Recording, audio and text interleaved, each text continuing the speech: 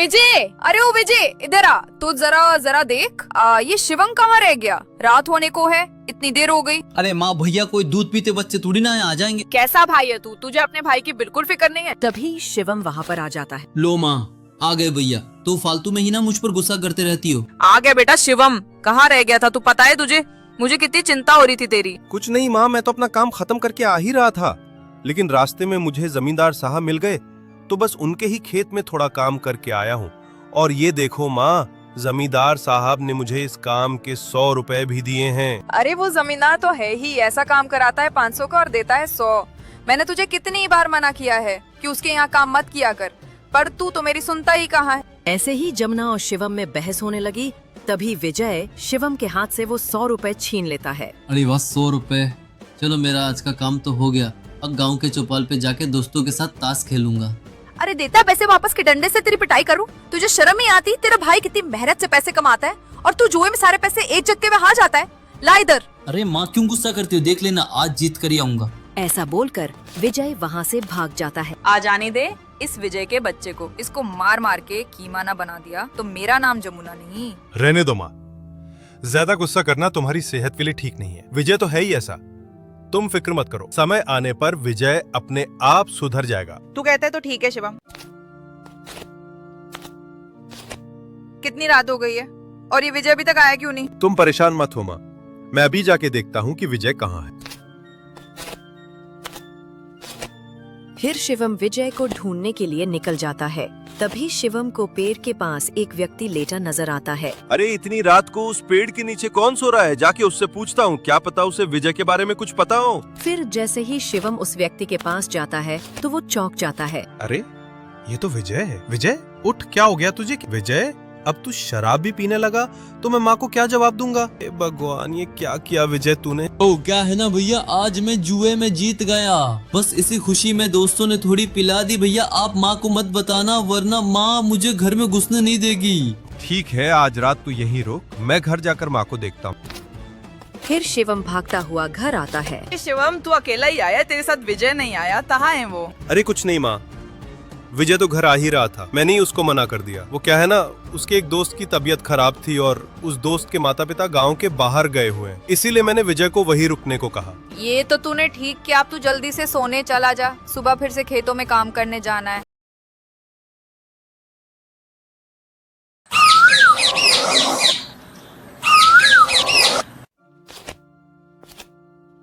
आ गया तू। अब कैसी है तबीयत? चीखू माँ, मुझे क्या हुआ है? अरे मूर्ख, तेरी तबीयत नहीं, तेरे दोस्त की तबीयत कैसी है? किस दोस्त की और क्या हुआ है? अरे वही दोस्त जिसके हाथ तू रात भर रुका था। विजय समझ गया कि उसके भाई ने उसके लिए कुछ झूठ बोला है। हाँ माँ, अब ठीक है वो। अच्छा अब ऐसा कर, तू थोड़ा खेत पे जाकर अपने भाई की थोड़ी मदद करा। नहीं माँ, मुझे बहुत जोर की नींद आ रही है, मैं सोने जा रहा हूँ। इतना बोलकर विजय सोने चला जाता है। मैं भी किससे बोल रही हूँ? ऐसा करती हूँ, मैं ही खेत पे चली जाती हूँ।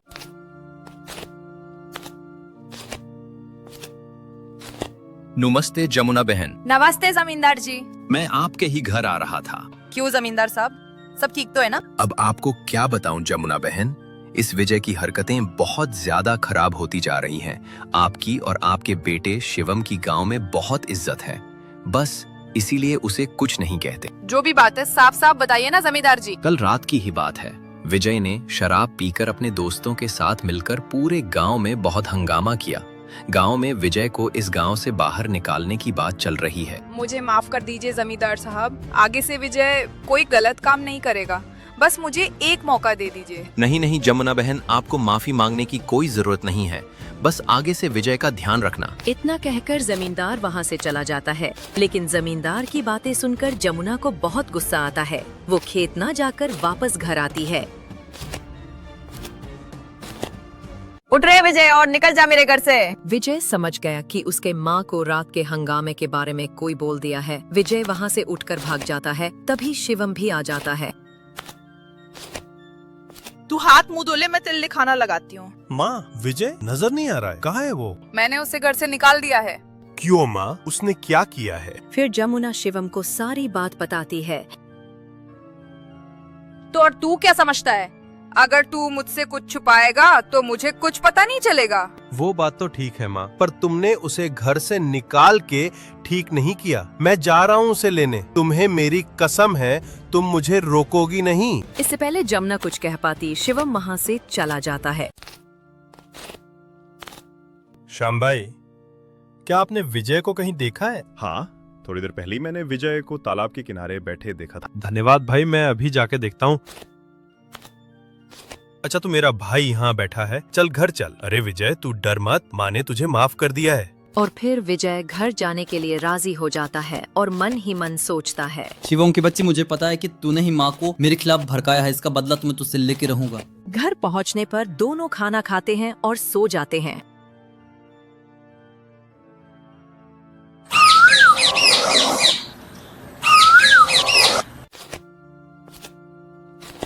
अच्छा माँ, मैं अब खेत पर चलता हूँ। चलो भैया, आज से मैं भी आपके साथ चलता हूँ। हाँ विजय, क्यों नहीं, वैसे भी हमारा एक खेत खाली है, तुम उसी में काम शुरू कर दो। फिर विजय रोज शिवम के साथ खेतों पर जाता और खेती का काम सीखता, लेकिन उसके मन में शिवम के प्रति बदले की भावना रहती थी।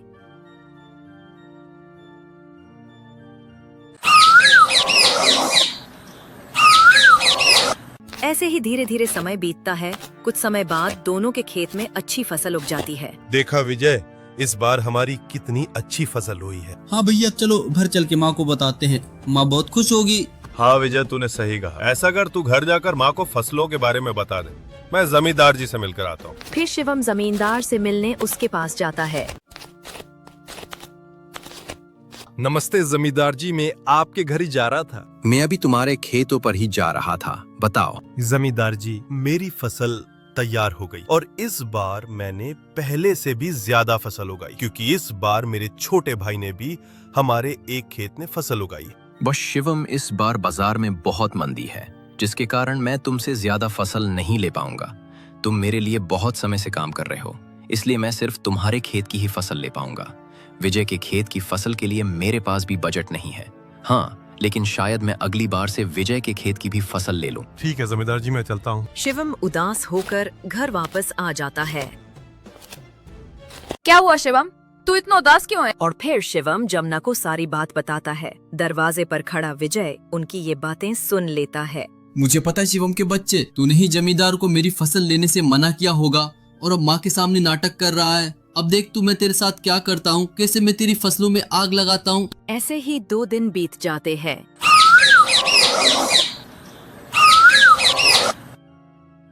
विजय शिवम के खेतों में आग लगाने जाता है कि तभी बहुत जोरों की बारिश होने लगती है। इस बारिश को भी अभी आना था, तारा सोचा गया नाश हो गया। फिर विजय अपने घर आ जाता है, लेकिन रात को एक जोरदार बिजली विजय के खेत पर पड़ती है और उसकी फसल जल जाती है। अरे ये क्या, मेरी फसल कैसे जल गई? कल रात तो बहुत तेज बारिश पड़ी थी, जरूर ये काम कोई आज सुबह ही करके गया और ये काम जरूर उस शिवम का ही हुआ। शिवम, मैं तुझे छोड़ूंगा नहीं। विजय गुस्से में अपने घर आता है और सारी बात बताता है। इससे पहले जमुना कुछ बोलती, विजय गुस्से से बाहर चला जाता है। ऐसे एक दिन जमुना दोनों बेटों को अपने पास बुलाती है। बेटा शिवम और विजय, अब मेरी उम्र हो गई है, किसी भी क्षण भगवान का बुलावा आ सकता है। शिवम, एक ना एक दिन तो सबको जाना होता है बेटा। जमुना जानती थी कि विजय को उसके रहने न रहने से कोई फर्क नहीं पड़ता, इसीलिए वो अकेले में शिवम से बात करती है। वो क्या है ना बेटा, मुझे पता है कि मेरे जाने के बाद विजय जरूर बंटवारे की बात करेगा। अगर वो ऐसा करे तो तू उसको दोनों खेत दे देना, लेकिन घर और गाय तू अपने पास ही रखना, ये मेरी आखिरी इच्छा है। जमुना के ये कहते ही उसकी मृत्यु हो जाती है। जमुना की मृत्यु के कुछ दिनों बाद ही विजय रात भर अपने दोस्तों के साथ घूमता, शराब पीता और 2-3 दिन तक घर के बाहर रहता। विजय, ये क्या, अभी माँ को गुजरे कुछ ही दिन हुए और तूने फिर से शराब पीना शुरू कर दिया? और ये कौन सा समय है घर आने का? हाँ तो क्या हुआ शिवम, अपने पैसों की पीता हूँ, दूसरे के पैसों की नहीं। और तू ज्यादा माँ बनने की कोशिश मत कर, समझा? चल मेरे आगे से हट, मुझे बहुत जोरों की नींद आ रही है। माँ, ये क्या हो गया? विजय ने आज पहली बार मुझसे ऐसे बात की।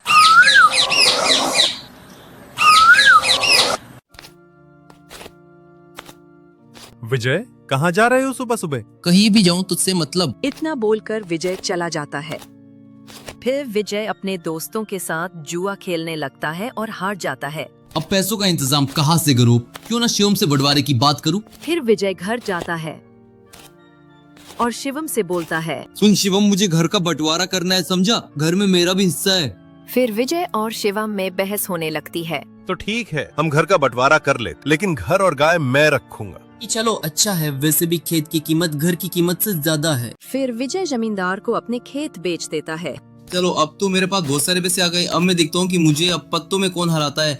ओए विकी, चल पत्ते बांट। फिर विजय अपने दोस्तों के साथ जुआ खेलने लगता है। उधर शिवम दूसरों के खेतों में काम करता है। ऐसे ही एक दिन उसके माँ के तकिए में एक पत्र नजर आता है। शिवम उस पत्र को उठाकर पढ़ता है, जिसमें लिखा था। मेरा जो भी बेटा इस पत्र को पढ़ रहा है और किसी मुश्किल में है, तो हमारी गाय के गले में जो घंटी है ना, वो सोने की है। उस घंटी से तुम्हारी सारी मुश्किलें खत्म हो जाएंगी। अगर कोई समस्या ना हो तो उस घंटी को उसी गाय के बच्चे को पहना देना, क्योंकि ये हमारी खानदानी घंटी है। क्या पता अगली पीढ़ी को इस घंटी की आवश्यकता पड़े। शिवम को ये पत्र पढ़कर बहुत खुशी होती है और फिर वो अपने काम पर चला जाता है। इधर विजय सारे पैसे जुए में हार जाता है और तालाब के किनारे बैठा सोच रहा होता है। माँ और भैया सही थे, अगर मैं उनकी बात मान लेता तो आज ये दिन ना देखना पड़ता।